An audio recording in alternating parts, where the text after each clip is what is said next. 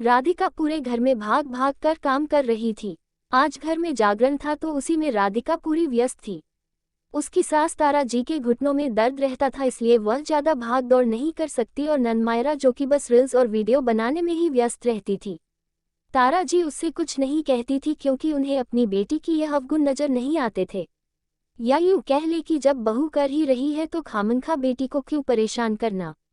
जागरण में राधिका कभी किसी को पानी देती तो कभी किसी को चाय या शरबत, और वही मायरा बस अपने फोन लिए वीडियो बना रही थी।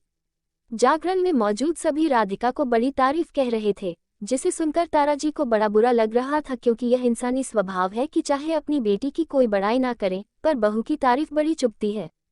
पर इससे तारा जी लोगों की आंखों में पट्टी तो नहीं बांध सकती थी ना, और ना ही उनकी जुबान पर ताला लगा सकती थी।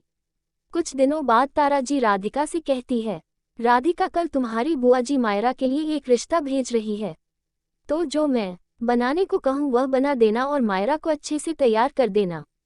राधिका, जी मम्मी जी। तारा जी, और हाँ सुनो एक और बात, खाना तो तुम ही बनाओगी पर मैं मेहमानों के सामने कहूँगी कि सब मायरा ने बनाया है।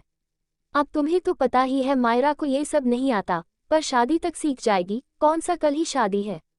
अगले दिन मायरा को देखने लड़के वाले आते हैं। राधिका उन्हें चाय नाश्ता परोसकर मायरा को तैयार कर उनके सामने ले आती है।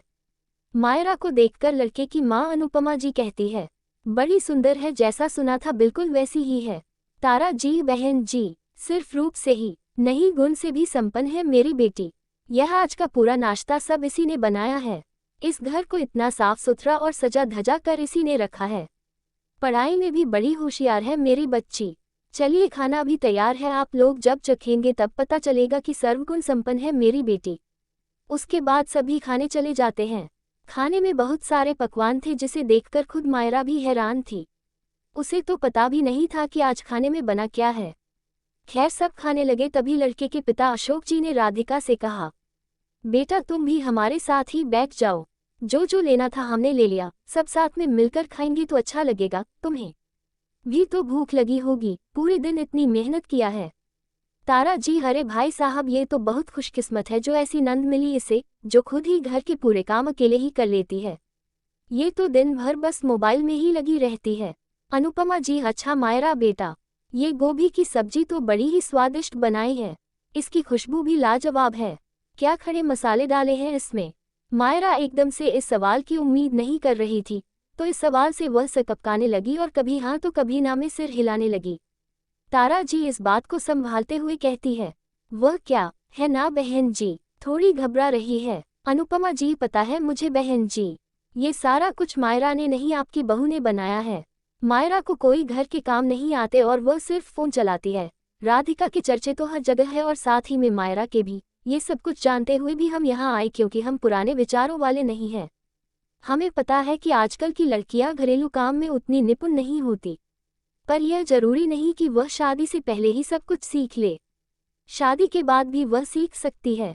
पर दिक्कत कहाँ है पता है बहन जी, हम अपनी बेटी के खिलाफ या उसकी कोई कमी नहीं सुन सकते, चाहे उसके लिए हमें बहू की खूबियों को भी ढकना क्यों ना पड़ जाए। बहन जी, हम बेटी देते वक्त उम्मीद करते हैं उसे अपने ससुराल में रानी की तरह रखा जाए, पर वही दूसरे की बेटी लाते वक्त उसे नौकरानी बनाकर रखने के बारे में ही सोचते हैं। पर जब हम अपनी बहू को भी रानी बनाकर रखेंगे तो हमारी बेटी भी रानी और नौकरानी में फर्क जानेगी। नहीं तो उसे गलत आदत हो जाएगी कि मुझे यहाँ नौकरों वाले सलूक मिलते हैं, मैं यहाँ नहीं रहूंगी, मेरी माँ ने मुझे कभी यह नहीं करवाया तो मैं यहाँ क्यों करूँ। बस आजकल ज्यादातर रिश्तों के टूटने का कारण भी यही है। बहन जी, हर माता पिता को उसके बच्चे प्यारे होते हैं। बड़ी अजीब बात है ना, बचपन में हम उन्हें आत्मनिर्भर बनना सिखाते हैं, पर फिर बड़े होने पर हम ही उन्हें अपाहिज बनाने लगते हैं। उन्हें पढ़ाने लिखाने के साथ साथ घर के काम भी सिखाने जरूरी होते हैं, चाहे लड़का हो या लड़की। आजकल लड़कियां भी पैसे कमाकर घर चला रही है, ये बहुत अच्छी बात है। पर वही अगर घर के काम उसे ना आए तो पैसे होते हुए भी दो रोटी के लिए उसे किसी का मुंह ताकना पड़ेगा। कम से कम इतना तो आना ही चाहिए कि कभी जरूरत पड़े तो दो रोटी खुद के लिए बना सके। बाकी हमें मायरा पसंद है और मैं इसे सिखा दूंगी रोटियां कैसे बनाते हैं, जैसे मैंने अपने बेटे को सिखाया है। अब आप लोगों का फैसला जानना है। तारा जी बड़ी लज्जित और निशब्द हो जाती है और थोड़ी देर बाद चुप रहने के बाद वह कहती है, मायरा मेरी कितनी खुशनसीब है जो उसे आप जैसी सास मिलेगी, जो कि सास कम और माँ ज्यादा है, और आज से मैं अपनी बहू की भी माँ ही बनूंगी और गर्व करूंगी उस पर। फिर वहाँ मौजूद सभी एक दूसरे को बधाई देने लगते हैं। ज्यादातर सास यही करती है, अपने घर की बहू के संग अपनी ही बेटी का घर बिगाड़ती है। वह बहू को नौकरानी बनाकर रखती है और बेटी को महारानी बना के रखना चाहती है, और वही बेटियां जब किसी के घर की बहू बनती है तो उनके घर की सुख शांति छीन लेती है। अगर आपको हमारी यह कहानी अच्छी लगे तो आप हमारी वीडियो को लाइक करें, हमारे चैनल को सब्सक्राइब करें और हो सके तो ज़्यादा से ज़्यादा शेयर करें। मिलते हैं आपसे अगले वीडियो में। धन्यवाद।